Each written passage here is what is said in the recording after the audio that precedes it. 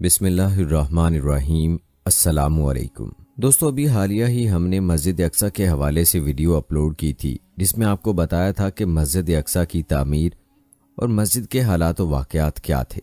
مسجد اقصی سے متعلق ہماری یہ ویڈیوز ہزاروں لوگوں نے پسند کی اور بہت سے دوست احباب نے ہمیں کمنٹ سیکشن میں لکھا تھا کہ مسجد زرار کے حوالے سے بھی ایک ویڈیو اپلوڈ کریں، تو لہٰذا آج کی اس ویڈیو میں ہم مسجد زرار کے بارے میں جانیں گے کہ یہ مسجد ابھی کہاں پر واقع ہے اور اس مسجد کو نبی کریم صلی اللہ علیہ وآلہ وسلم نے فوری جلانے کا حکم کیوں دیا تھا اور مسجد زرار کس نے تعمیر کی تھی۔ ان سب سوالات پر آج تفصیل سے بات کریں گے تاکہ امت مسلمہ درست حقائق سے آگاہ ہو سکے اور یہ اسلامی تاریخ جان سکے، بلکہ اسلام کی پہلی مسجد کون سی ہے، مسلمانوں کی پہلی مسجد کی تعمیر کی انتہائی ایمان افروز تاریخ بھی اس ویڈیو میں شیئر کریں گے، اور ساتھ ہی مکہ اور مدینہ منورہ میں ایسی مساجد کی نشاندہی بھی کریں گے کہ جہاں نبی اکرم صلی اللہ علیہ وآلہ وسلم نے نمازیں ادا کیں۔ بس دوستو، آپ ہماری یہ ویڈیو مکمل توجہ سے دیکھ کر لائک ضرور کیجیے گا اور کمنٹ سیکشن میں آپ اپنی رائے کا اظہار بھی ضرور کیجیے گا۔ ویڈیو کا آغاز کرتے ہیں نبی کریم صلی اللہ علیہ وآلہ وسلم پر درود و سلام کے ساتھ۔ اربوں خربوں درود و سلام نبی کریم صلی اللہ علیہ وآلہ وسلم پر، ان کی اولاد، ان کی آل پر۔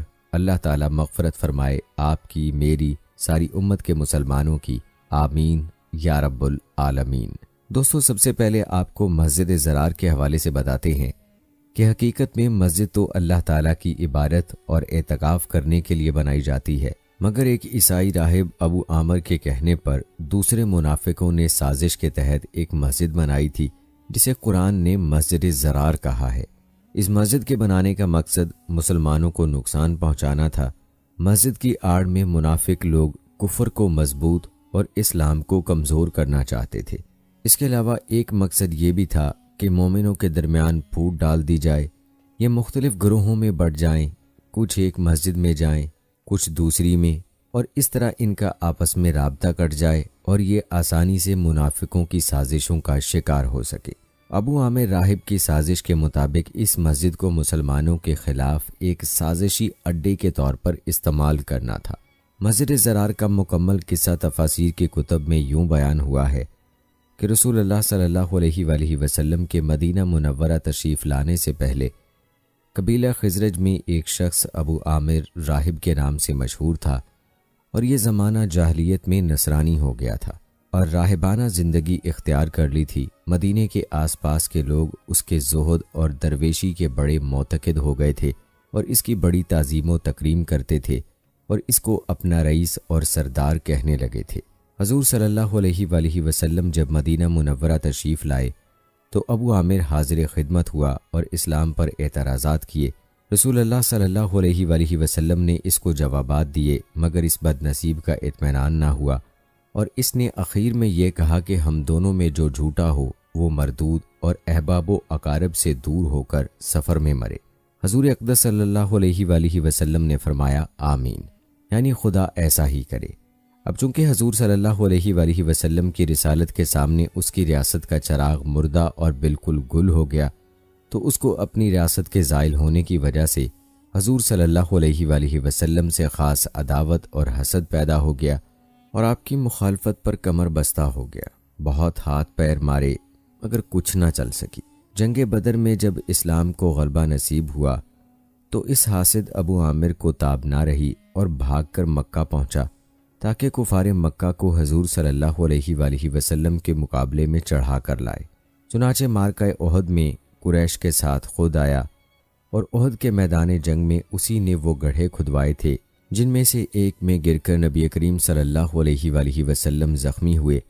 پھر جنگ احزاب میں جو لشکر مدینہ میں چڑھ کر آیا تھا اس کو چڑھا لانے میں اس کا نمایاں حصہ تھا۔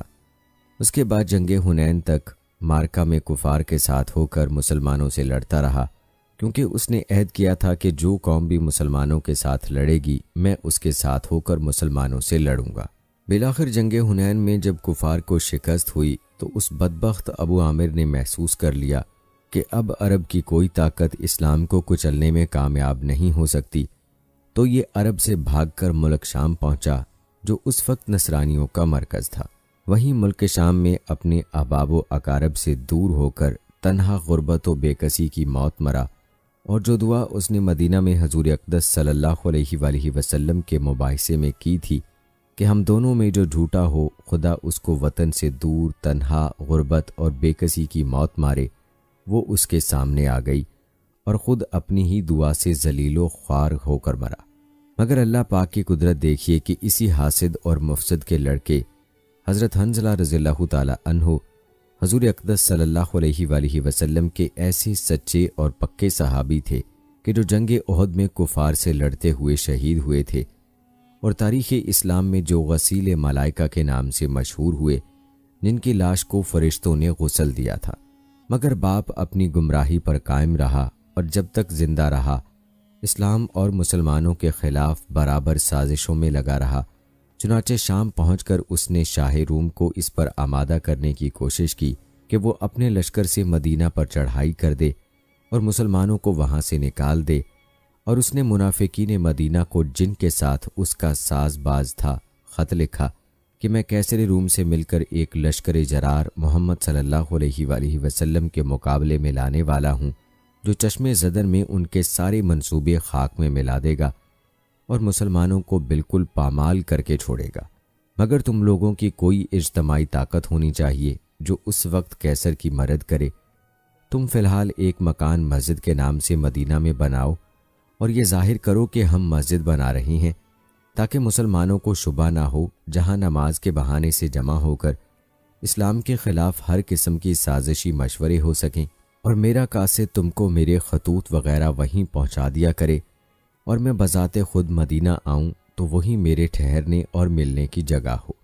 دوستو، یہ تھی وہ ناپاک سازش جس کے تحت 12 منافقین مدینہ منورہ کے محلے قبلہ میں، جہاں اول ہجرت میں رسول اللہ صلی اللہ علیہ وآلہ وسلم نے قیام فرمایا تھا اور ایک مسجد بنائی تھی جو آج تک مسجد قباء کے نام سے موجود ہے۔ اسی محلے قباء میں ان منافقین نے ایک دوسری مسجد کی بنیاد رکھی جس کو قرآن میں مسجد ضرار کہا گیا ہے۔ تو دوستو، یہ منافقین کے خبیث مقاصد تھے جن کے لیے مسجد تعمیر ہوئی، جس کا نام تاریخ اسلام میں مسجد ضرار ہوا، اور مسلمانوں کو فریب دینے اور دھوکے میں رکھنے کے لیے یہ ارادہ کیا کہ خود رسول اللہ صلی اللہ علیہ وآلہ وسلم سے اس جگہ ایک نماز پڑھوا دیں، تاکہ سب مسلمان مطمئن ہو جائیں کہ یہ بھی ایک مسجد ہے، جیسے اس سے پہلے ایک مسجد اسی محلے قباء میں بن چکی ہے۔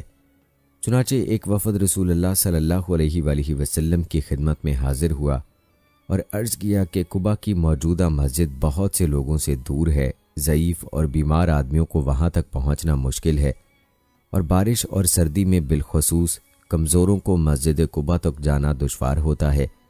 اس لیے ہم نے ایک دوسری مسجد بنائی ہے تاکہ نمازیوں کو سہولت ہو اور خصوصاً ضعیف مسلمانوں کو فائدہ پہنچے، اور مسجد قباء میں تنگی مکان کی شکایت نہ رہے۔ حضور ایک مرتبہ وہاں چل کر نماز پڑھ لیں تو ہمارے لیے موجب برکت و سعادت ہو۔ رسول اللہ صلی اللہ علیہ وآلہ وسلم اس وقت غزوہ تبوک کی تیاری میں مصروف تھے۔ آپ صلی اللہ علیہ وآلہ وسلم نے فرمایا کہ اس وقت تو ہمیں سفر درپیش ہے، اللہ نے چاہا تو واپسی پر ایسا ہو سکے گا، لیکن غزوہ تبوک سے واپسی کے وقت جب آپ مدینہ طیبہ کے قریب ایک مقام پر ٹھہرے تو جبرائیل امین علیہ السلام سورہ توبہ کی آیات لے کر حاضر ہوئے، جن میں منافقین کی سازش کھول دی گئی اور ان کے ناپاک اغراض و مقاصد سے حضور اقدس سرکار دو عالم صلی اللہ علیہ وآلہ وسلم کو مطلع کر دیا گیا۔ بلکہ سورہ توبہ کی ان آیات کے نازل ہونے پر رسول اللہ صلی اللہ علیہ وآلہ وسلم نے چند صحابہ کرام کو حکم دیا کہ ابھی جا کر اس مکان کو، جس کا نام عذرا مکر و فریب مسجد ضرار رکھا تھا، اس مسجد ضرار کو گرا کر پیوند زمین بنا دو اور اس کو آگ لگا دو۔ یہ سب اصحاب اسی وقت گئے اور فوراً حکم کی تعمیل کی اور اس عمارت کو جلا کر خاک سیاہ کر دیا اور یہ مسجد ڈھا کر زمین کے برابر کر دی۔ اسی طرح منافقین اور ابو عامر فاسق کے سب ارمان دل کے دل میں رہ گئے اور بجائے اسلام اور مسلمانوں کو مٹانے کے خود ملیا میٹ ہو گئے۔ پھر تفسیر مظہری میں یہ بھی لکھا ہے کہ جب حضور صلی اللہ علیہ وآلہ وسلم مدینہ منورہ پہنچ گئے تو مسجد ضرار کی جگہ خالی پڑی تھی۔ آپ نے ایک صحابی عاصم بن عدی کو اجازت دی کہ وہ اس جگہ اپنا مکان بنا لیں۔ انہوں نے عرض کیا، یا رسول اللہ صلی اللہ علیہ وآلہ وسلم، جس جگہ کے متعلق قرآن کریم کی یہ آیات نازل ہو چکی ہوں تو میں اس منحوس زمین پر اپنا گھر بنانا پسند نہیں کرتا۔ البتہ حضرت ثابت ضرورت مند ہیں، ان کے پاس کوئی گھر نہیں، ان کو اجازت دے دیجئے کہ یہاں وہ اپنا گھر بنا لیں۔ چنانچہ آپ صلی اللہ علیہ وآلہ وسلم نے یہ جگہ حضرت ثابت رضی اللہ تعالی عنہ کو دے دی۔ مگر ہوا یہ کہ جب سے حضرت ثابت رضی اللہ تعالی عنہ اس مکان میں مقیم ہوئے، ان کے کوئی اولاد نہ ہوئی، یا اولاد ہوتی تو زندہ نہ رہتی۔ اہل تاریخ نے لکھا ہے کہ انسان تو کیا، اس جگہ میں کوئی مرغی بھی انڈے دینے کے لائق نہ رہی، اور کوئی کبوتر اور جانور بھی اس جگہ میں پھلا پھولا نہیں۔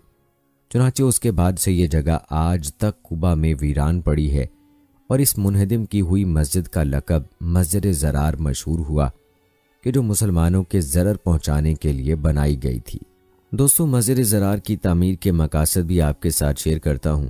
قرآن میں اسی مسجد ضرار کا ذکر فرمایا گیا اور بتایا گیا کہ منافقین نے مسجد کا نام رکھ کر ایک ایسی عمارت بنائی جس کا مقصد مسلمانوں کو نقصان پہنچانا تھا، اور اس مسجد ضرار کے بنانے کی 3 اغراض فاسدہ بتلائی گئیں۔ اول غرض مسلمانوں کو نقصان پہنچانے کے لیے جس کے لیے لفظ ضرار استعمال ہوا۔ دوسری غرض منافقین کا مطلب اس مسجد بنانے سے یہ بھی تھا کہ مسلمانوں کی جماعت میں تفریق پڑ جائے، یعنی مسلمانوں کی جماعت کے 2 ٹکڑے ہو جائیں، ایک ٹکڑا قدیم مسجد قباء سے کٹ کر اس جدید مسجد میں نماز پڑھنے والوں کا ہو جائے، اور قدیم مسجد قباء کے نمازی گھٹ جائیں۔ تیسری غرض جس کا مقصد یہ تھا کہ اس مسجد سے یہ کام بھی لیا جائے کہ یہاں اللہ اور رسول کے دشمنوں کو پناہ ملے اور وہ یہاں مسلمانوں کے خلاف سازش کیا کریں۔ بس ایسی مسجد جس کی بنیاد محض ضد، کفر و نفاق، عداوت اسلام اور مخالفت خدا اور رسول پر رکھی گئی ہو، اس کے متعلق رسول اللہ صلی اللہ علیہ وآلہ وسلم کو ہدایت فرمائی گئی کہ آپ کبھی اس مسجد میں نماز کے لیے کھڑے نہ ہوں۔ ہاں، آپ کی نماز کے لائق وہ مسجد ہے جس کی بنیاد اول دن ہی سے تقوی اور پرہیزگاری پر قائم ہوئی، مراد اس سے مسجد قباء ہے، اور جس کے نمازی گناہوں اور شرارتوں اور ہر قسم کی نجاستوں سے اپنا ظاہر و باطن خوب پاک صاف رکھتے ہیں، اور اسی لیے اللہ تعالیٰ ان کو محبوب رکھتا ہے۔ حدیث میں روایت ہے کہ نبی کریم صلی اللہ علیہ وآلہ وسلم اہل قباء کے پاس تشریف لے گئے اور فرمایا کہ تمہاری مسجد کے واقعے میں اللہ تعالیٰ نے تمہاری پاکی اور طہارت کی تعریف فرمائی ہے، اور تمہارے حق میں بطور مداح کے فرمایا کہ اس مسجد قباء کے نمازی ایسے آدمی ہیں کہ وہ خوب پاک ہونے کو پسند کرتے ہیں، اور اللہ تعالیٰ خوب پاک ہونے والوں کو پسند کرتا ہے۔ تو تم طہارت اور پاکیزگی کا کیا خاص اہتمام رکھتے ہو جو حق تعالیٰ نے تمہاری طہارت کی مداح فرمائی؟ تو انہوں نے جواب دیا کہ ہم مٹی کے ڈھیلوں کو استعمال کرنے کے بعد پانی سے استنجا کرتے ہیں۔ آپ صلی اللہ علیہ وآلہ وسلم نے فرمایا کہ بس یہی بات ہے، لہٰذا آئندہ بھی تم اس پر کاربند رہو۔ دوستو، یہاں اسلام کی پہلی مسجد کے حوالے سے بھی جانتے ہیں۔ دوستو، 1400 سال پیچھے جائیں، وہ کیا خوبصورت منظر تھا جب حضور صلی اللہ علیہ وآلہ وسلم تشریف لائے، مکہ چھوڑ کر آئے، قباء کی بستی میں آئے۔ امام ابن روزی رحمۃ اللہ علیہ بتلاتے ہیں، حضور صلی اللہ علیہ وآلہ وسلم سوموار کے دن آئے، ربیع الاول کے مہینے میں تشریف لائے۔ انگریزی تاریخ کو دیکھیں تو حضور صلی اللہ علیہ وآلہ وسلم 20 ستمبر 622 عیسوی کو تشریف لائے۔ مدینہ شہر سے چند کلومیٹر کے فاصلے پر قباء نام کی ایک بستی کی قسمت کے کلابے آسمان کے درخشاں کمکموں کو شرمانے لگے جب حضور صلی اللہ علیہ وآلہ وسلم قباء میں تشریف فرما ہوئے۔ یہاں جو قبیلہ آباد تھا اس کا نام عمر بن عوف تھا۔ اس قبیلے کے ایک سردار کا نام کلثوم بن ہدم تھا۔ کلثوم رضی اللہ تعالی عنہ کی قسمت چاند کو چوندھیانے لگی جب حضور صلی اللہ علیہ وآلہ وسلم نے ان کو اپنی میزبانی کے شرف سے مشرف فرمایا۔ کلثوم کی کنیت ابو قیس تھی۔ ابو قیس رضی اللہ تعالی عنہ کا گھر حضور صلی اللہ علیہ وآلہ وسلم کی اولین آرام گاہ بنا، خوابگاہ بنا۔ حضرت سعد بن خشیمہ رضی اللہ تعالی عنہ کے گھر کے بھی بھاگ جاگ اٹھے جب لوگوں سے ملاقاتیں کرنے کے لیے حضور صلی اللہ علیہ وآلہ وسلم ان کے گھر میں تشریف فرما ہو جاتے۔ وہ بھی غیر شادی شدہ تھے، اس لیے ان کا گھر بیت العذاب یعنی غیر شادی شدہ لوگوں کا گھر کے نام سے معروف تھا۔ وہ مہاجرین جو بیوی بچوں والے نہ تھے وہ بھی یہیں قیام پذیر ہوئے۔ یوں یہ گھر رونق اور گہما گہمی کا مرکز بن گیا، اور حضور صلی اللہ علیہ وآلہ وسلم جب ملاقاتوں کے لیے تشریف لاتے تو یہ گھر یوں بن جاتا جیسے 14ویں کا چاند ستاروں کے گرد چمک رہا ہو۔ اہل قباء کی جانب سے حضرت عمار بن یاسر رضی اللہ تعالی عنہ نے حضور صلی اللہ علیہ وآلہ وسلم کی خدمت میں عرض کی، اے اللہ کے رسول صلی اللہ علیہ وآلہ وسلم، اگر اس بستی میں آپ کے مبارک ہاتھوں سے مسجد بن جائے تو کیسا رہے گا؟ حضور صلی اللہ علیہ وآلہ وسلم نے اس تجویز کو پسند فرمایا۔ اللہ پسندیدگی کو دیکھا تو حضرت کلثوم بن حزم رضی اللہ تعالی عنہ کا دل باغ باغ ہو گیا۔ انہوں نے فوراً مسجد کے لیے اپنی زمین کی پیشکش کر دی۔ حضور صلی اللہ علیہ وآلہ وسلم نے قبول فرما لی۔ اب کیا ہوا؟ اگلا ایمان افروز منظر ملاحظہ فرمائیں۔ حضرت سعد بن ابی خثیمہ رضی اللہ تعالی عنہ بتلاتے ہیں، اللہ کے رسول صلی اللہ علیہ وآلہ وسلم نے مسجد قباء کی بنیاد رکھی۔ حضور صلی اللہ علیہ وآلہ وسلم نے سب سے پہلے قبلے کی جانب افتتاحی پتھر رکھا، پھر حضرت ابو بکر صدیق رضی اللہ تعالی عنہ ایک پتھر لائے اور اللہ کے رسول صلی اللہ علیہ وآلہ وسلم کے پتھر کے ساتھ رکھ دیا، پھر حضرت عمر رضی اللہ تعالی عنہ ایک پتھر لائے اور حضرت ابو بکر صدیق رضی اللہ تعالی عنہ کے پتھر کے ساتھ رکھ دیا۔ اس کے بعد لوگ تعمیر میں شامل ہو گئے۔ پھر دوستو بعض مورخین یہ بات بھی لائے ہیں کہ تیسرا پتھر حضرت عثمان رضی اللہ تعالی عنہ نے رکھا۔ حضرت علی رضی اللہ تعالی عنہ ابھی مکہ میں ہی تھے تاکہ حضور صلی اللہ علیہ وآلہ وسلم کے پاس جو امانتیں تھیں وہ لوگوں کے سپرد کر کے آئیں۔ الغرض اب مکہ کے مہاجرین، اہل قباء اور مدینہ کے وہ انصار جو یہاں موجود تھے، سب کے سب مسجد کی تعمیر میں پتھر لا لا کر حصہ لے رہے تھے۔ حضور صلی اللہ علیہ وآلہ وسلم سنگ بنیاد رکھ کر الگ نہیں ہوئے بلکہ آپ مزید پتھر لا رہے تھے۔ حضور صلی اللہ علیہ وآلہ وسلم کے تو یہاں جس دن تشریف لائے یعنی سوموار کے دن کی جس گھڑی کو تشریف لائے اسی لمحے شاہ مدینہ تھے۔ میں کہتا ہوں شاہ مدینہ نے اپنی شاہی اور حکمرانی کا آغاز مسجد قباء کے سنگ بنیاد سے کیا اور مسجد کی تعمیر کے لیے رب کریم کی مزدوری سے کیا، بلکہ قباء کی رہنے والی ایک خاتون، ان کا نام شموس رضی اللہ تعالی عنہ ہے، ان کے والد گرامی کا نام نعمان رضی اللہ تعالی عنہ صحابی کی یہ صحابیہ بیٹی بتلاتی ہیں، میں نے وہ لمحات دیکھے جب اللہ کے رسول صلی اللہ علیہ وآلہ وسلم قباء میں تشریف لائے، یہاں رہائش پذیر ہوئے اور پھر مسجد کو بنایا۔ جب مسجد بن رہی تھی تو میں نے اللہ کے رسول صلی اللہ علیہ وآلہ وسلم کو دیکھا کہ آپ خود پتھر اٹھا اٹھا کر لا رہے تھے اور ان پتھروں سے گرنے والی گرد حضور صلی اللہ علیہ وآلہ وسلم کے مبارک شکم پر پڑ رہی تھی جو چمک رہا تھا۔ حضور صلی اللہ علیہ وآلہ وسلم کی خدمت میں ایک صحابی حاضر ہوتا اور گزارش کرتا، اے اللہ کے رسول صلی اللہ علیہ وآلہ وسلم، میری ماں قربان، باپ قربان، یہ پتھر مجھے دے دیجئے، میں آپ صلی اللہ علیہ وآلہ وسلم کی طرف سے اٹھاتا ہوں اور لے جاتا ہوں۔ لیکن آپ صلی اللہ علیہ وآلہ وسلم ہر ایک سے یہی فرماتے، یہ پتھر مجھ سے نہ لو، کوئی اور اٹھا لو۔ آخر کار مسجد مکمل ہو گئی۔ یہ مسجد ایک ایسے میدان میں تعمیر ہوئی جہاں کھجوریں خشک کی جایا کرتی تھیں۔ یہ میدان کلثوم بن حزم رضی اللہ تعالی عنہ کی ملکیت میں تھا۔ انہوں نے اسے مسجد کے لیے حضور صلی اللہ علیہ وآلہ وسلم کی جناب میں پیش کر دیا۔ دوستو یہ اسلام کی پہلی مسجد ہے۔ مکہ سے آئے ہوئے مہاجروں نے آزاد فضاؤں میں پہلی باجماعت نماز یہاں اپنے مہاجر رسول صلی اللہ علیہ وآلہ وسلم کی اقتداء میں ادا کی ہے۔ قباء والوں نے اور مدینہ کے باسیوں نے اپنے شاہ مدینہ کی امامت میں یہاں اولین مسجد میں پہلی نماز ادا کی ہے۔ سبحان اللہ، سبحان اللہ۔ حضرت کلثوم بن حزم رضی اللہ تعالی عنہ تھوڑے عرصے بعد، شاید کچھ دنوں بعد ہی وفات پا گئے، لیکن ان کی زمین پر بنی مسجد کو 4 چاند لگ گئے۔ دوستو آئیے اب دیکھتے ہیں کہ اللہ کریم نے ان پاک باز لوگوں کے ہاتھوں بنائی ہوئی مسجدوں کو کتنا بڑا نقصان دیا، اعزاز دیا، شان کو بلند کیا۔ اپنے پیارے حبیب صلی اللہ علیہ وآلہ وسلم کے مبارک ہاتھوں سنگ بنیاد والی مسجد کو کس بلندی سے ہمکنار فرمایا۔ تو حضرت عبداللہ بن عمر رضی اللہ تعالی عنہ بتلاتے ہیں کہ اللہ کے رسول صلی اللہ علیہ وآلہ وسلم نے فرمایا، مسجد قباء میں نماز پڑھنا عمرہ کرنے کے برابر ہے۔ مسجد قباء میں حضرت عمر رضی اللہ تعالی عنہ حاضر ہوتے تھے حضرت عثمان رضی اللہ تعالی عنہ نے مسجد قباء کی تجدید کی۔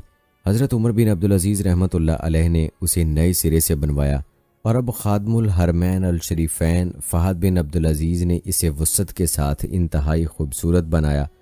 مسجد کے پڑوس میں قباء کے پاک باز صحابہ نمازیوں کا قبرستان ہے، اسے بند کر دیا گیا۔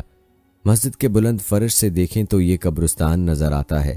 اللہ کے حضور دعا ہے کہ وہ ہمیں روحانی اور جسمانی پاکیزگی کا حامل بنائے اور مرنے کے بعد اپنے حبیب صلی اللہ علیہ وآلہ وسلم کے پاک باز صحابہ سے جنت الفردوس میں ملاقات کروا دے۔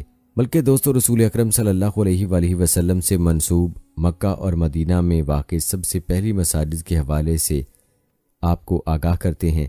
دوستو، مسجد حرام پوری زمین پر قائم ہونے والی سب سے پہلی مسجد ہے۔ یہ جزیرہ نما عرب کے شہر مکہ مکرمہ میں واقع ہے، جو سطح سمندر سے 330 میٹر کی بلندی پر واقع ہے۔ مسجد حرام کی تعمیری تاریخ عہد ابراہیم علیہ السلام اور اسماعیل علیہ السلام سے تعلق رکھتی ہے۔ مسجد حرام کے درمیان بیت اللہ واقع ہے، جس کی طرف رخ کر کے دنیا بھر کے مسلمان دن میں 5 مرتبہ نماز ادا کرتے ہیں۔ بیرونی و اندرونی مقام عبادات کو ملا کر مسجد حرام کا کل رقبہ 40,08,020 مربع میٹر ہے اور حج کے دوران میں اس میں 40,20,000 افراد سما سکتے ہیں۔ جیسا کہ آپ کو بتایا ہے کہ دنیا بھر کے مسلمان دن میں 5 مرتبہ مسجد حرام میں قائم خانہ کعبہ کی جانب رخ کر کے نماز ادا کرتے ہیں، جبکہ یہ دنیا کا واحد مقام ہے جس کا حج کیا جاتا ہے۔ صحیح مسلم میں حضرت ابو ذر رضی اللہ تعالی عنہ سے حدیث مروی ہے کہ ابو ذر رضی اللہ تعالی عنہ بیان کرتے ہیں کہ میں نے رسول اللہ صلی اللہ علیہ وآلہ وسلم کو پوچھا کہ زمین میں سب سے پہلے کون سی مسجد بنائی گئی؟ نبی کریم صلی اللہ علیہ وآلہ وسلم نے فرمایا مسجد حرام۔ میں نے کہا کہ اس کے بعد کون سی؟ نبی کریم صلی اللہ علیہ وآلہ وسلم نے فرمایا مسجد اقصی۔ میں نے نبی کریم صلی اللہ علیہ وآلہ وسلم سے سوال کیا کہ ان دونوں کے درمیان میں کتنی مدت کا فرق ہے؟ نبی کریم صلی اللہ علیہ وآلہ وسلم نے فرمایا 40 برس۔ دوستو، کعبہ جو مشرق و مغرب میں سب مسلمانوں کا قبلہ ہے، مسجد حرام کے تقریباً وسط میں قائم کردہ، جس کی بلندی تقریباً 15 میٹر ہے اور وہ ایک چوکور حجر کی شکل میں بنایا گیا ہے، جسے حضرت ابراہیم علیہ السلام نے اللہ کے حکم سے بنایا۔ اللہ سبحانہ و تعالیٰ کا فرمان ہے، اور جبکہ ہم نے ابراہیم علیہ السلام کو کعبہ کے مکان کی جگہ مقرر کر دی، اس شرط پر کہ میرے ساتھ کسی کو شریک نہ کرنا اور میرے گھر کو طواف، قیام، رکوع کرنے والوں کے لیے پاک صاف رکھنا۔ وہاب بن منبع کا کہنا ہے کعبہ کو ابراہیم علیہ السلام نے تعمیر کیا، پھر ان کے بعد امالیکہ نے، اور پھر جرہم، اور ان کے بعد قصہ بن کلاب نے بنایا، اور پھر قریش کی تعمیر تو معروف ہی ہے۔ قریش کعبہ کی تعمیر وادی کے پتھروں سے کرنے کے لیے ان پتھروں کو اپنے کندھوں پر اٹھا کر لاتے اور بیت اللہ کی بلندی 20 ہاتھ رکھی۔ کعبہ کی تعمیر اور نبی کریم صلی اللہ علیہ وآلہ وسلم پر وحی کے نزول کا درمیانی وقفہ 5 برس اور نبی کریم صلی اللہ علیہ وآلہ وسلم کا مکہ سے نکل کر مدینہ جانے اور کعبہ کی تعمیر کی درمیانی مدت 15 برس تھی۔ جب قریشی قبائل اس کی بنیادیں اٹھا کر حجر اسود تک پہنچے تو ان میں اختلاف پیدا ہو گیا کہ اسے کون اٹھا کر اس کی جگہ پر رکھے گا، حتیٰ کہ لڑائی تک جا پہنچے۔ وہ کہنے لگے کہ چلو ہم کسی کو اپنا منصف بنائیں۔ کسی نے مشورہ دیا کہ صبح جو سب سے پہلے یہاں داخل ہوگا وہ حجر اسود نصب کرے گا۔ اس پر سب کا اتفاق ہو گیا۔ سب سے پہلے مسجد میں داخل ہونے والے نبی کریم صلی اللہ علیہ وآلہ وسلم ہی تھے، جو اس وقت نوجوان تھے، اور انہوں نے اپنے کندھوں پر دھاری دار چادر ڈال رکھی تھی۔ تو قریش نے انہیں اپنا فیصل مان لیا، تو نبی کریم صلی اللہ علیہ وآلہ وسلم نے کپڑا منگوا کر حجر اسود اس میں رکھا اور ہر قبیلے کے سردار کو چادر کے کونے پکڑا کر اٹھانے کا حکم دیا، اور نبی کریم صلی اللہ علیہ وآلہ وسلم نے حجر اسود کو اپنے ہاتھوں سے اٹھا کر اس کی جگہ پر نصب کر دیا۔ مسجد حرام کی پہلی 4 دیواری حضرت عمر فاروق رضی اللہ تعالی عنہ نے 639 عیسوی میں بنائی تھی، جبکہ 777 عیسوی میں مہدی کے دور میں مسجد کی تاریخ کی اس وقت کی سب سے بڑی توسیع ہوئی تھی، جس کے گرد 1576 عیسوی میں عثمانی ترکوں نے سفید گنبدوں والے برآمدے بنائے تھے، جو 21ویں صدی تک موجود تھے۔ یہ 4 دیواری بنانے کا سبب یہ تھا کہ لوگوں نے مکانات بنا کر بیت اللہ کو تنگ کر دیا اور اپنے گھروں کو اس کے بالکل قریب کر دیا۔ تو عمر بن خطاب رضی اللہ تعالی عنہ کہنے لگے، بلا شبہ کعبۃ اللہ اللہ کا گھر ہے اور پھر گھر کے لیے صحن کا ہونا ضروری ہے، تو عمر بن خطاب رضی اللہ تعالی عنہ نے ان گھروں کو خرید کر منہدم کر کے اسے بیت اللہ میں شامل کر دیا۔ تو اس طرح مسجد کے ارد گرد قد سے چھوٹی دیوار بنا دی گئی جس پر چراغ رکھے جاتے تھے۔ اس کے بعد حضرت عثمان رضی اللہ تعالی عنہ نے بھی کچھ اور گھر خرید کر جس کی قیمت بھی بہت زیادہ ادا کی، اور یہ بھی کہا جاتا ہے کہ عثمان رضی اللہ تعالی عنہ ہی وہ پہلے شخص ہیں جنہوں نے مسجد کی توسیع کرتے وقت ایک ستون والے مکان بنائے۔ حضرت ابن زبیر رضی اللہ تعالی عنہ نے مسجد کی توسیع نہیں کی بلکہ اس کی مرمت وغیرہ کروائی اور اس میں دروازے زیادہ کیے اور پتھر کے ستون بنائے اور اس کی تزئین و آرائش کی۔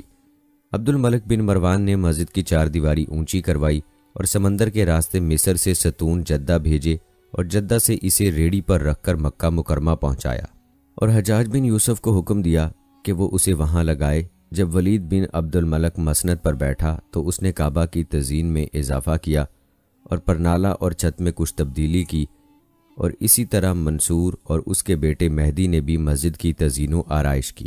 آج کل مسجد کے کل 112 چھوٹے بڑے دروازے ہیں، جن میں سب سے پہلا اور مرکزی دروازہ سعودی عرب کے پہلے فرمانروا شاہ عبدالعزیز کے نام پر موسوم ہے، جس نے تیل کی دولت دریافت ہونے کے بعد حاصل ہونے والی مالی آسودگی اور ذرائع آمد و رفت مثلاً ہوائی جہازوں وغیرہ کی ایجاد سے ہونے والی آسانیوں سے حاجیوں کی تعداد میں بے پناہ اضافے کے بعد مسجد حرام میں تعمیر و توسیع کا ارادہ کیا تھا۔ اس کے انتقال کے بعد شاہ سعود کے دور میں مسجد کی تاریخ کی سب سے بڑی تعمیر شروع ہوئی اور سابق ترکی تعمیر کے برآمدوں کے پیچھے 2 منزلہ عمارت بنی۔ اس تعمیر میں مختلف دروازے بنائے گئے تو مسجد کے جنوب کی طرف سے 4 میں سے پہلا اور بڑا دروازہ بنایا گیا جس کا نام باب عبدالعزیز رکھا گیا۔ دوسرا بڑا دروازہ باب الفتح ہے جو شمال مشرق میں مروہ کے قریب ہے، جہاں 12 جنوری 630 عیسوی کو فتح مکہ کے دن اسلامی لشکر نبی پاک صلی اللہ علیہ وآلہ وسلم کی زیر قیادت مسجد حرام میں داخل ہوا۔ تیسرا بڑا دروازہ باب العمرہ ہے جو شمال مغرب کی طرف ہے اور جہاں سے نبی پاک صلی اللہ علیہ وآلہ وسلم نے اپریل 629 میں عمرے کی سعادت حاصل کی تھی، جبکہ چوتھا بڑا دروازہ باب فہد ہے جو مغرب کی سمت ہے۔ ان کے علاوہ مختلف واقعات اور مقامات کی یاد میں مسجد کے دیگر دروازوں کے نام رکھے گئے ہیں۔ شاہ فہد بن عبدالعزیز کے زمانے میں تاریخ کی سب سے بڑی توسیع 1993 میں مکمل ہوئی۔ مسجد حرام میں کچھ دینی آثار بھی ہیں جن میں مقام ابراہیم وہ پتھر ہے جس پر ابراہیم علیہ السلام کھڑے ہو کر بیت اللہ کی دیواریں تعمیر کرتے رہے، اور اسی طرح مسجد میں زمزم کا کنواں بھی ہے جو ایسا چشمہ ہے جسے اللہ تعالیٰ نے حضرت اسماعیل علیہ السلام اور ان کی والدہ ہاجرہ علیہ السلام کے لیے نکالا تھا۔ اور اسی طرح یہ بھی نہیں بھولا جا سکتا کہ اس میں حجر اسود اور رکن یمانی بھی ہے جو جنت کے یاقوتوں میں سے 2 یاقوت ہیں، جیسا کہ امام ترمذی اور امام احمد نے حدیث بیان کی ہے۔ حضرت عبداللہ بن عمر رضی اللہ تعالی عنہ بیان کرتے ہیں کہ میں نے نبی کریم صلی اللہ علیہ وآلہ وسلم کو یہ فرماتے ہوئے سنا، بلا شبہ حجر اسود اور مقام ابراہیم جنت کے یاقوتوں میں سے یاقوت ہیں۔ اللہ تعالیٰ نے ان کے نور اور روشنی کو ختم کر دیا ہے۔ اگر اللہ تعالیٰ اس روشنی کو ختم نہ کرتا تو مشرق و مغرب کا درمیانی حصہ روشن ہو جاتا۔ دوستو، مسجد حرام سے ملحق صفا اور مروہ کی پہاڑیاں بھی ہیں۔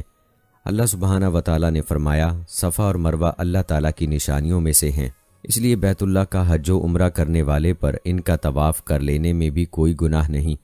اپنی خوشی سے بھلائی کرنے والوں کا اللہ تعالیٰ قدردان ہے اور انہیں خوب جاننے والا ہے۔ اور مسجد حرام کی خصوصیات میں یہ بھی ہے کہ اللہ تعالیٰ نے اسے امن کا گہوارہ بنایا ہے اور اس میں ایک نماز 1,00,000 کے برابر ہے۔ فرمان باری تعالیٰ ہے، ہم نے بیت اللہ کو لوگوں کے لیے ثواب اور امن و امان کی جگہ بنائی، تم مقام ابراہیم کو جائے نماز مقرر کر لو۔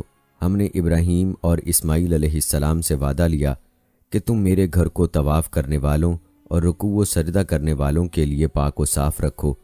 اللہ سبحانہ و تعالیٰ کا فرمان ہے جس میں کھلی کھلی نشانیاں ہیں، مقام ابراہیم ہے، اس میں جو آ جائے امن والا ہو جاتا ہے۔ اللہ تعالیٰ نے ان لوگوں پر جو اس کی طرف راہ پا سکتے ہوں اس گھر کا حج فرض کر دیا ہے، اور جو کوئی کفر کرے تو اللہ تعالیٰ اس سے بلکہ تمام دنیا سے بے پرواہ ہے۔ دوستو، اسلام کے ابتدائی زمانے میں مسجد آج کے مقابلے میں بہت چھوٹی تھی۔ عثمانی دور میں مسجد تقریباً موجودہ صحن کے رقبے تک پھیل گئی۔ سب سے عظیم توسیع سعودی دور حکومت میں ہوئی، جس میں مسجد کو دور جدید کے معیارات کے مطابق بنایا گیا اور ایئر کنڈیشنر اور برقی سیڑھیاں بھی نصب کی گئیں۔ اس وقت مسجد کی 3 سے زیادہ منزلیں ہیں جن میں ہزاروں نمازی عبادت کر سکتے ہیں۔ دوستو اس کے بعد مسجد نبوی کے حوالے سے بھی آپ کو بتاتے ہیں۔ دوستو مسجد نبوی دنیا کی سب سے بڑی مساجد میں سے ایک ہے اور اسلام کا دوسرا مقدس ترین مقام ہے۔ جیسا کہ پہلے آپ کو بتایا کہ مکہ مکرمہ میں مسجد حرام مسلمانوں کے لیے مقدس ترین مقام ہے، جبکہ بیت المقدس میں مسجد اقصی اسلام کا تیسرا مقدس مقام ہے۔ مسجد نبوی سعودی عرب کے شہر مدینہ منورہ میں واقع ہے۔ تاریخ میں مسجد نبوی میں کئی بار توسیع کی گئی، جن میں خلفائے راشدین، خلافت امویہ، خلافت عباسیہ، سلطنت عثمانیہ اور آخر کار سعودی ریاست کے دور میں توسیع ہوئی۔ سعودی دور میں اس کی سب سے بڑی توسیع 1994 عیسوی میں ہوئی تھی۔ عمر بن عبدالعزیز کی طرف سے 91 ہجری میں توسیع کے بعد حجرہ نبوی کو مسجد میں شامل کیا گیا، جو اس وقت پیغمبر صلی اللہ علیہ وآلہ وسلم کے حجرے کے نام سے جانا جاتا ہے، جو مسجد کے جنوب مشرقی کونے میں واقع ہے، جس میں نبی اکرم صلی اللہ علیہ وآلہ وسلم، حضرت ابو بکر صدیق رضی اللہ تعالی عنہ اور حضرت عمر رضی اللہ تعالی عنہ کو دفن کیا گیا تھا اور اس پر گنبد خضرا بنایا گیا تھا۔ یہ مسجد نبوی کے سب سے نمایاں نشانیوں میں سے ایک ہے۔ مسجد نبوی نے سیاسی اور سماجی زندگی میں ایک اہم کردار ادا کیا، کیونکہ یہ ایک سماجی مرکز، عدالت اور مذہبی درسگاہ کے طور پر کام کرتی تھی۔ مسجد نبوی مدینہ کے مرکز میں واقع ہے، جس کے ارد گرد بہت سے ہوٹل اور پرانے بازار ہیں۔ جو لوگ یہاں حج یا عمرہ کرتے ہیں وہ نبی کریم صلی اللہ علیہ وآلہ وسلم کی قبر کی زیارت کرتے ہیں۔ دوستو مسجد حرام کے بعد دنیا کی سب سے اہم مسجد، مسجد نبوی کی تعمیر کا آغاز 18 ربیع الاول سن 1 ہجری کو ہوا۔ حضور اکرم صلی اللہ علیہ وآلہ وسلم نے مدینہ ہجرت کے فوراً بعد اس مسجد کی تعمیر کا حکم دیا اور خود بھی اس کی تعمیر میں بھرپور شرکت کی۔ مسجد کی دیواریں پتھر اور اینٹوں سے، جبکہ چھت درخت کی لکڑیوں سے بنائی گئی تھی۔ مسجد سے ملحق کمرے بھی بنائے گئے تھے جو حضور صلی اللہ علیہ وآلہ وسلم اور ان کے اہل بیت اور بعض اصحاب رضوان اللہ اجمعین کے لیے مخصوص تھے۔ مسجد نبوی جس جگہ قائم کی گئی وہ دراصل 2 یتیموں کی زمین تھی۔ ان کے نام سہل اور سہیل تھے۔ سیرت ابن حشام جلد 2 ورثہ اور سرپرست اسے ہدیہ کرنے پر بضد تھے اور اس بات کو اپنے لیے بڑا اعزاز سمجھتے تھے کہ ان کی زمین شرف قبولیت پا کر مدینہ منورہ کی پہلی مسجد بنانے کے لیے استعمال ہو جائے، مگر محمد صلی اللہ علیہ وآلہ وسلم نے بلا معاوضہ وہ زمین قبول نہیں فرمائی۔ 10 دینار قیمت طے پائی اور آپ صلی اللہ علیہ وآلہ وسلم نے حضرت ابو بکر صدیق رضی اللہ تعالی عنہم کو اس کی ادائیگی کا حکم دیا اور اس جگہ پر مسجد اور مدرسے کی تعمیر کا فیصلہ ہوا۔ پتھروں کو گارے کے ساتھ چن دیا گیا، کھجور کی ٹہنیاں اور تنے چھت کے لیے استعمال ہوئے اور اس طرح سادگی اور وقار کے ساتھ مسجد کا کام مکمل ہوا۔ مسجد سے متصل ایک چبوترا بنایا گیا جو ایسے افراد کے لیے دارالاقامہ تھا جو دور دراز سے آئے تھے اور مدینہ منورہ میں ان کا اپنا گھر نہ تھا۔ آپ صلی اللہ علیہ وآلہ وسلم نے اپنے ہاتھ سے مسجد نبوی کی تعمیر شروع کی۔ رسول اللہ صلی اللہ علیہ وآلہ وسلم سن 1 ہجری بمطابق 622 عیسوی میں 18 ربیع الاول کے مہینے میں مسجد کی بنیاد رکھی اور اس وقت اس کی لمبائی تقریباً 35 میٹر اور چوڑائی 30 میٹر تھی اور اس کا رقبہ 1050 مربع میٹر تھا۔ اس کی چھت تقریباً 2.5 میٹر اونچی تھی۔ مسجد کے ستون کھجور کے تنے سے بنے ہوئے تھے۔ اس کی چھت کھجور کے پتوں کی، اس کی بنیادوں میں پتھر اور اس کی دیواریں کچی اینٹوں جو آگ سے نہیں جلتی تھیں ان سے بنی ہوئی تھی۔ کشادہ صحن بنایا گیا تھا۔ حضرت محمد صلی اللہ علیہ وآلہ وسلم نے خود پتھر اور اینٹیں اٹھائیں اور تعمیر میں حصہ لیا۔ اس مسجد کے 3 دروازے بنائے گئے جن میں رحمت کا دروازہ اور اسے عاتقہ کا دروازہ مغرب کی طرف عثمان کا دروازہ کہا جاتا ہے اور اسے اب جبریل کا دروازہ کہا جاتا ہے، جسے نبی اکرم صلی اللہ علیہ وآلہ وسلم داخل ہوا کرتے تھے۔ مشرق کی طرف اور پیچھے جنوب کی طرف ایک دروازہ بنایا اور مسجد قبلہ بیت المقدس کی طرف بنایا۔ ایک دروازہ بند کر دیا گیا اور دوسرا دروازہ کھولا گیا جس کا رخ شمالی طرف تھا۔ اسی طرح آپ نے اپنی بیویوں عائشہ بنت ابی بکر اور سودا بنت زما کے لیے 2 گھر بنائے۔ 7 ہجری بمطابق 628 عیسوی میں محرم کے مہینے میں جنگ خیبر کے بعد اور مدینہ میں مسلمانوں کی تعداد میں ہجرت کے نتیجے میں اضافہ ہونے کی وجہ سے مسجد نبوی نمازیوں سے کھچا کھچ بھر گئی۔ نبی کریم صلی اللہ علیہ وآلہ وسلم نے اس کا رقبہ بڑھانے کا فیصلہ کیا تو اس کی چوڑائی میں 20 میٹر اور لمبائی میں 15 میٹر اضافہ ہوا تو اس کا رقبہ 2500 میٹر مربع ہو گیا، اور یہ زمین عثمان بن عفان رضی اللہ تعالی عنہ نے خریدی تھی۔ مسجد جنوب کی طرف سے اپنی سرحد پر قائم رہی اور شمالی طرف سے اس کی سرحد اس شاندار چھت والی عمارت کے ساتھ ختم ہونے تک تھی، اور مغربی جانب سے اس کی سرحد منبر کا 5واں سلنڈر تھا جس پر لکھا تھا مسجد نبوی کی سرحد، خدا صلی اللہ علیہ وآلہ وسلم دعاؤں اور سلام اللہ علیہ، اور اس کی چھت کی اونچائی تقریباً 3.5 میٹر تھی۔ کئی مسلم حکمرانوں نے اس میں توسیع اور تزئین و آرائش کا کام کیا۔ گنبد خضرا کو مسجد نبوی میں امتیازی خصوصیت حاصل ہے، جس کے نیچے محمد صلی اللہ علیہ وآلہ وسلم، حضرت ابو بکر رضی اللہ تعالی عنہ اور حضرت عمر فاروق رضی اللہ تعالی عنہ کے روضہ مبارک ہیں۔ یہ مقام دراصل حضرت عائشہ رضی اللہ تعالی عنہا کا حجرہ مبارک تھا۔ ریاست مدینہ میں مسجد نبوی کی حیثیت مسلمانوں کے لیے عبادت گاہ، کمیونٹی سینٹر، عدالت اور مدرسے کی تھی۔ مسجد کے درمیان میں عمارت کا اہم ترین حصہ محمد صلی اللہ علیہ وآلہ وسلم کا مزار واقع ہے، جہاں ہر وقت زائرین کی بڑی تعداد موجود رہتی ہے۔ مسلمانوں کا عقیدہ ہے کہ یہاں مانگی جانے والی ہر دعا قبول ہوتی ہے۔ خصوصاً حج کے موقع پر رش کے باعث اس مقام پر داخلہ انتہائی مشکل ہو جاتا ہے۔ اسی مقام پر منبر رسول بھی ہے۔ سنگ مرمر کا بنا حالیہ منبر عثمانی سلاطین کا تیار کردہ ہے۔ سعودی عرب کے قیام کے بعد مسجد نبوی میں کئی مرتبہ توسیع ہوئی، لیکن شاہ فہد بن عبدالعزیز کے دور میں مسجد کی توسیع کا عظیم ترین منصوبہ تشکیل دیا گیا، جس کے تحت حضرت محمد صلی اللہ علیہ وآلہ وسلم کے دور کے تمام شہر مدینہ کو مسجد کا حصہ بنا دیا گیا۔ اس عظیم توسیع منصوبے کے نتیجے میں مسجد تعمیرات کا عظیم شاہکار بن گئی۔ رسول اللہ صلی اللہ علیہ وآلہ وسلم نے اس مسجد کے سنگریزوں پر بیٹھ کر معاشرے کے تمام مسائل کو قرآن کریم کی روشنی میں حل فرمایا۔ آپ کی تمام اصلاحی اور تعمیری سرگرمیاں یہیں سے سر انجام پائی تھیں۔ سینکڑوں مہاجرین کی اس چھوٹی سی بستی میں منتقل ہونے کے نتیجے میں آبادی کے مسائل تھے، اور ان نووارد افراد کو معاشرے میں ضم کرنے کے مسائل تھے۔ اس مسئلے کو مسجد نبوی کے صحن میں بیٹھ کر مواخات کی شکل میں حل کیا گیا۔ نئی مملکت کے تمام سیاسی مسائل کے حل اور قانون سازی کے لیے اس مسجد نے پارلیمنٹ ہاؤس کا کردار ادا کیا۔ عدالتی فیصلوں کے لیے اس مسجد نے سپریم کورٹ کا کردار ادا کیا۔ ہر قسم کی تعلیمی کارروائیاں اسی مسجد سے سر انجام پانے لگیں۔ تمام رفاہی کاموں کا مرکز یہی مسجد قرار پائی۔ تجارت و زراعت کے مسائل کے لیے یہی کامرس چیمبر اور یہی ایگریکلچرل ہاؤس قرار دیا گیا۔ دفاعی اقدامات اور جنگی حکمت عملی کے لیے بھی یہی مسجد بطور مرکز استعمال ہونے لگی۔ رسول اللہ صلی اللہ علیہ وآلہ وسلم نے جب کسی علاقے میں جہاد کے لیے لشکر روانہ کرنا ہوتا تو اسی مسجد سے اس کی تشکیل کی جاتی، اور ایک موقع پر مجاہدین نے جہاد کی تربیت کا مرحلہ بھی اسی مسجد کے صحن میں مکمل کیا۔ حضرت عائشہ فرماتی ہیں کہ حبشہ کے کچھ لوگ آئے ہوئے تھے اور عید کے روز مسجد نبوی کے صحن میں وہ نیزہ بازی کی مشق کر رہے تھے، جسے میں نے رسول اللہ صلی اللہ علیہ وآلہ وسلم کی اوٹ میں کھڑے ہو کر دیکھا۔ رسول اللہ صلی اللہ علیہ وآلہ وسلم نے مسجد مدرسہ کو مسلم معاشرے کا محور بنا دیا تھا، اور مسجد و مدرسے کا کردار زندگی کے ہر شعبے پر محیط تھا، جس کے نتیجے میں دیکھتے ہی دیکھتے صدیوں کے الجھے ہوئے تمام مسائل حل ہو گئے، اور مدینہ منورہ کا معاشرہ دنیا کے لیے ایک عظیم الشان مثال بن گیا۔ رسول اکرم صلی اللہ علیہ وآلہ وسلم نے مسجد نبوی کو صرف عبادت کی جگہ قرار نہیں دیا، بلکہ اس سے لوگوں کی سماجی، سیاسی، علمی اور زندگی کے دیگر امور سے متعلق مسائل کے حل کے لیے بھی استفادہ کرتے تھے۔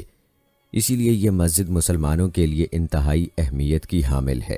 برسوں سے لاکھوں مسلمان مسجد نبوی اور اس کے احاطے میں واقع روضہ نبوی کی زیارت کے لیے نہایت عقیدت و احترام اور ذوق و شوق کے ساتھ مدینے جاتے ہیں۔ یہاں پر دوستو مسجد عائشہ کے حوالے سے بھی بات کرتے ہیں۔ مسجد عائشہ، جسے مسجد تنعیم بھی کہا جاتا ہے، اس جگہ کی نشاندہی کرتی ہے جہاں ام المومنین عائشہ صدیقہ رضی اللہ تعالی عنہا احرام باندھنے کے لیے گئی تھیں۔ الوداعی حج کے دوران آپ صلی اللہ علیہ وآلہ وسلم نے انہیں ایسا کرنے کی ہدایت کی تھی، یہ مسجد مکہ مکرمہ سے 7.5 کلومیٹر جنوب مدینہ منورہ جانے والی سڑک پر واقع ہے۔ جابر رضی اللہ تعالی عنہ بیان کرتے ہیں کہ چونکہ عائشہ رضی اللہ تعالی عنہا کو مہینے کے خصوصی دنوں کا سامنا تھا، اس لیے رسول اللہ صلی اللہ علیہ وآلہ وسلم نے انہیں طواف کے علاوہ حج کے تمام مناسک ادا کرنے کا حکم دیا۔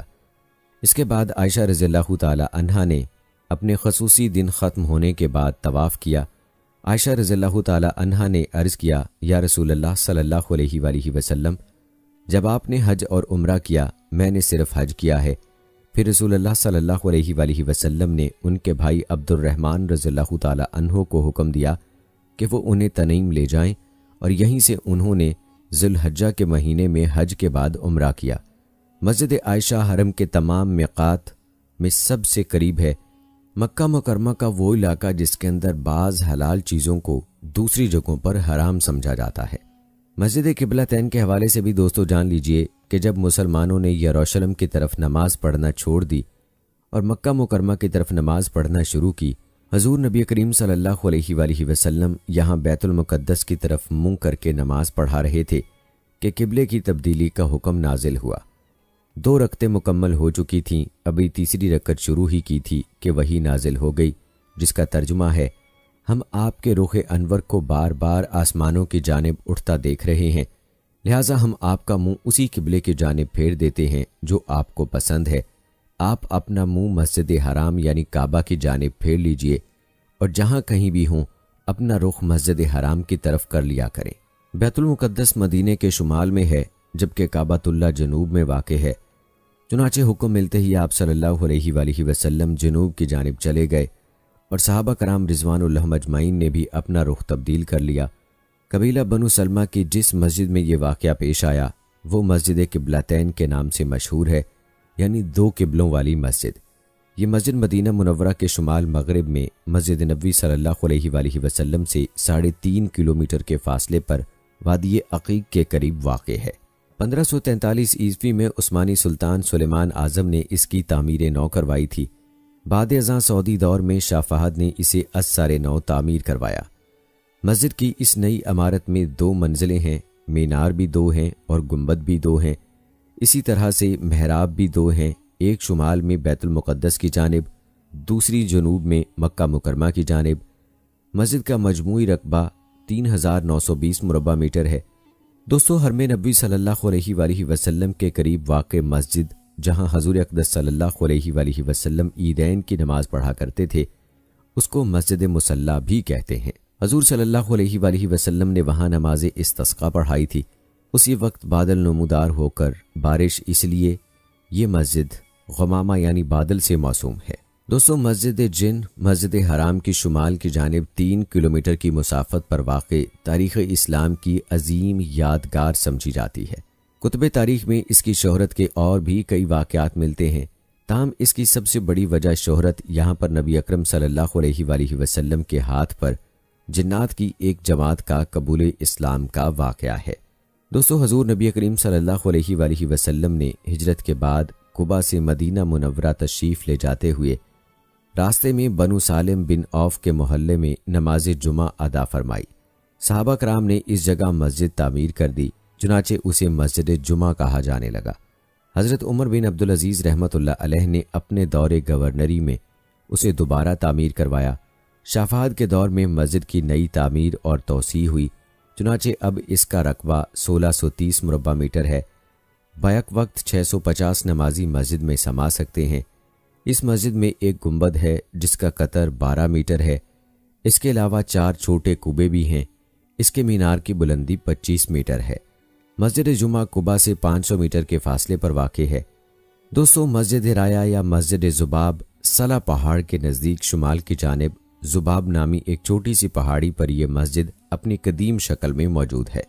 ایک روایت کے مطابق حضور نبی کریم صلی اللہ علیہ وآلہ وسلم نے غزوہ خندق کے موقع پر اس جگہ خیمہ نصب فرمایا تھا۔ اس مسجد کی تعمیر بھی حضرت عمر بن عبدالعزیز کے دور امارت میں ہوئی۔ اس کی شکل چوکور اور پیمائش صرف 61 میٹر ہے، جبکہ اونچائی 5 میٹر ہے۔ سعودی وزارت اوقاف نے اس مسجد کو قدیم شکل میں باقی رکھا ہوا ہے۔ مسجد سبق یہ مسجد نبی صلی اللہ علیہ وآلہ وسلم کے شمال مغرب میں جدید توسیع سے 520 میٹر دور واقع ہے۔ شارع ابو بکر صدیق رضی اللہ تعالی عنہ کی طرف سے سرنگ میں داخل ہوں تو دائنی طرف یہ مسجد واضح نظر آتی ہے۔ یہاں دور نبی صلی اللہ علیہ وآلہ وسلم میں جہاد کی تیاری کے لیے گھڑ دوڑ ہوا کرتی تھی۔ 2 منزلہ مسجد کی پہلی منزل میں دکانیں اور وضو خانے ہیں، دوسری منزل تک جانے کے لیے شمال کی طرف سیڑھیاں ہیں۔ مسجد کی لمبائی 35 میٹر اور چوڑائی 25.6 میٹر ہے، کل رقبہ 896 مربع میٹر ہے۔ شمال مغربی حصے پر ایک خوبصورت مینار ہے۔ موجودہ عمارت شاہ فیصل کے دور میں تعمیر ہوئی۔ اس مسجد کو الحرمین شریفین کے قاضی علامہ سید محی الدین حنبلی نے 9ویں صدی میں تعمیر کروایا تھا۔ مسجد غمامہ، یہ مسجد نبی صلی اللہ علیہ وآلہ وسلم کے جنوب مغرب میں باب السلام سے نصف کلومیٹر کے فاصلے پر واقع ہے۔ اب آخری توسیع عمارت سے اس کا فاصلہ 305 میٹر ہے۔ رسول اللہ صلی اللہ علیہ وآلہ وسلم نے اپنی حیات طیبہ کے آخری برسوں میں اس مقام کو عیدگاہ بنایا تھا اور یہ میدان مصلی کے نام سے معروف تھی۔ حضرت عباد بن تمیم اپنے چچا عبداللہ بن زید رضی اللہ تعالی عنہ سے روایت کرتے ہیں کہ نبی کریم صلی اللہ علیہ وآلہ وسلم عیدگاہ میں تشریف لے گئے، بارش کی دعا کی، قبلے کی جانب چہرہ اقدس فرمایا، اپنی چادر کو الٹایا اور 2 رکعت نماز استسقاء ادا کی۔ سیدنا ابو ہریرہ رضی اللہ تعالی عنہ سے روایت ہے کہ رسول اللہ صلی اللہ علیہ وآلہ وسلم نے نجاشی کی وفات کی اطلاع اسی دن فرما دی تھی کہ جس دن وہ فوت ہوئے تھے۔ پھر آپ صحابہ کو لے کر عیدگاہ تشریف لے گئے، نماز جنازہ پڑھائی اور اسی میں 4 تکبیریں کہیں۔ یہ نجاشی کی غائبانہ نماز جنازہ تھی۔ اور آئیے دوستو، آخر میں آپ کو جنت البقیع کے بارے میں بھی بتاتے ہیں۔ رسول اکرم صلی اللہ علیہ وآلہ وسلم نے فرمایا، جو شخص ہمارے اس قبرستان یعنی جنت البقیع میں دفن ہوا تو میں اس کی شفاعت کروں گا اور اس کے حق میں گواہی دوں گا۔ دوستو، سلطنت عثمانیہ کے دور حکمرانی میں جنت البقیع کی تمام اہم قبروں پر لوح مزار، قبا، تعویذ اور نشانات موجود تھے۔ آل سعود نے اقتدار میں آنے کے بعد ان تمام نشانات کو مسمار کر دیا۔ زمانے کے ماہ و سال گزرنے کے ساتھ ساتھ قبروں کی نشاندہی ممکن نہ رہی، سوائے معدود چند کے جن کی روایات نسل در نسل چلی آ رہی ہے۔ سعودی دور میں بقیع کی 2 دفعہ توسیع ہوئی، پہلی شاہ فیصل کے دور میں اور دوسری شاہ فہد بن عبدالعزیز کے عہد میں۔ چنانچہ اب اس کا کل رقبہ 1,74,962 مربع میٹر ہو گیا۔ بقیہ کے چاروں جانب 4 میٹر بلند دیوار بنا دی گئی جس کی لمبائی 1724 میٹر ہے۔ اس پر سنگ مرمر لگایا گیا ہے۔ دیواریں کوسوں اور چوکور خانوں کی صورت میں ہیں جن میں سیاہ جالیاں نصب کی گئی ہیں۔ قبرستان کے اندر سیمنٹ کے ساتھ پختہ راستے بنائے گئے ہیں۔ مین گیٹ اور دیگر دروازے مناسب نشیب و فراز سے لگائے گئے ہیں۔ بقیع میں داخل ہونے کا راستہ مغرب میں گنبد خضرا کے عین مقابل ہے تاکہ زائرین آسانی سے زیارت کر سکیں۔ بقیع کے دروازے حضرات کے لیے دن میں 2 دفعہ کھلتے ہیں، فجر کے بعد سے دن کے 8 بجے تک، پھر بعد نماز عصر سے مغرب تک۔ خواتین کو بقیع میں داخل ہونے کی اجازت نہیں ہے، تاہم وہ 4 دیواری کے باہر جالیوں سے زیارت کر سکتی ہیں۔ تمام مسلمانوں کا اس بات پر اتفاق ہے کہ جو شخص مدینہ منورہ کی زیارت کے لیے آئے اس کے لیے جنت البقیع کی زیارت مسنون ہے۔ یہاں آ کر مرحومین کو سلام کریں، دعائے مغفرت کریں، جیسا کہ حضور صلی اللہ علیہ وآلہ وسلم نے ہمیں سکھایا ہے۔ آپ صلی اللہ علیہ وآلہ وسلم کا ارشاد ہے، مجھے اس کا حکم دیا گیا کہ میں ان یعنی اہل بقیع کے لیے دعا کروں، لہٰذا آئیں مل کر ہم سب بھی دعا کرتے ہیں کہ اللہ پاک اہل بقیع کی کامل مغفرت فرمائے اور تمام اہل اسلام کی بھی کامل مغفرت فرمائے اور ہم سب کو مقدس مقامات کی زیارت نصیب فرمائے، آمین یا رب العالمین۔ دوستو، امید کرتے ہیں کہ ہماری آج کی یہ ویڈیو آپ کو پسند آئی ہوگی۔ آج کی ویڈیو کے متعلق اپنی رائے کا اظہار کمنٹ باکس میں لازمی کیجیے گا۔ مجھے اگلی ویڈیو تک اجازت دیجیے، فی امان اللہ۔